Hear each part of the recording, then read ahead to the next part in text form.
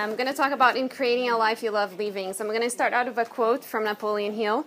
Opportunity often comes disguised in the form of misfortune or temporary defeat. And I'm starting with this quote because about 2 years ago, I got a phone call from my dermatologist saying that I had a stage 2 melanoma. And cancer usually makes you think about life pretty strongly. So I'm going to just pose the question, how many of you can say that you love your life? Great. My default answer was, I love my life. But then I started breaking my life into the 4 domains, which I'm going to talk about. And then I'm going to give you there's a happy ending to this, I promise. So the first domain that I was thinking about at that time was actually health, obviously. And what I thought about is, if being healthy was a scale from 0 to 10, and just to the right of 0 is just the lack of pain or lack of symptoms, what it would be like to be a 10. So maybe a 10 is just to feel fully awakened, to feel rested all the time, to just feel fully energized. I don't know about you, but I wasn't a 10 at that time. And then I moved into the domain of relationships. And I was in a very complicated relationship at the time. But as we move into Valentine's, the relationships that I really was thinking about was how connected I was with my friends and my family. What was that exchange? How much giving and receiving I had with the people that I was spending time with. And that wasn't a 10 either for me at that time.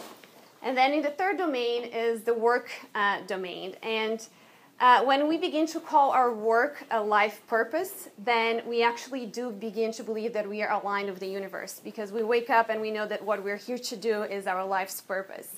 And at that time, that wasn't the case. And then the fourth domain of my life that I thought about was money. And even though I had actually quite a bit of money in my bank account at that time, I didn't have the balance of money and time. So it's really money and time freedom that I would call that domain. So in realizing that none of the 4 domains were really a yes for me, I moved into the pursuit of what is it that I need to do to create a life that I love living. This is what I'm going to share with you. The first one was thoughts. And I'm going to quote Raymond Halliwell, because he wrote this book called Working with the Law, and he's an electrical engineer, so I kind of related to him. He's a geek. Every time we choose a good thought, we make a good investment. So I used to do yoga, and I still do, and meditation, and all of that good stuff. But beyond that is, what is it that's going on with my thinking machine every day? And the natural law says that if you plant an apple tree, if you plant an apple seed, you're going to get an apple tree. There's nothing in the law of the universe that says you're going to get an orange tree. So think about that when you're planting your seed of thoughts. It's universal law. Whatever you put your thought, that's what you're going to get back. And that's just how it is. So the first thing that I really questioned was, where was I putting my thought at that point?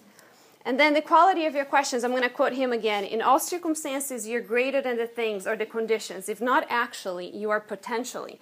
And the reason why I'm quoting this here is that we are often conditioned to ask questions from a place of circumstances. We look at everything that we already have, and then we say, can we get this great thing? But if you're looking at everything that you already have, you're asking from this place of condition, you're just going to get an answer that is a little bit more of what you already have. So an example of changing that paradigm is I went to Thailand this past month, and I went for a month after quitting my job and starting a whole new career. Instead of asking the question, can I afford to go to Thailand, I asked the question, can I go to Thailand and actually make money while I'm there so my entire trip is paid for?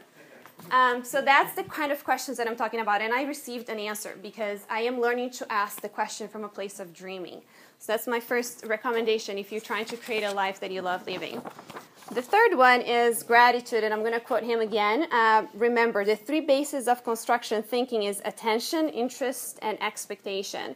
And I love to expand on this, but I'm just going to focus on the expectation. And what I mean by this is that if you actually believe that your thoughts are going to become things, and your thoughts are now dreams that you're dreaming about, then you know that your dreams are going to come true. So you can be a person of gratitude right now. You don't need to wait for that thing to happen.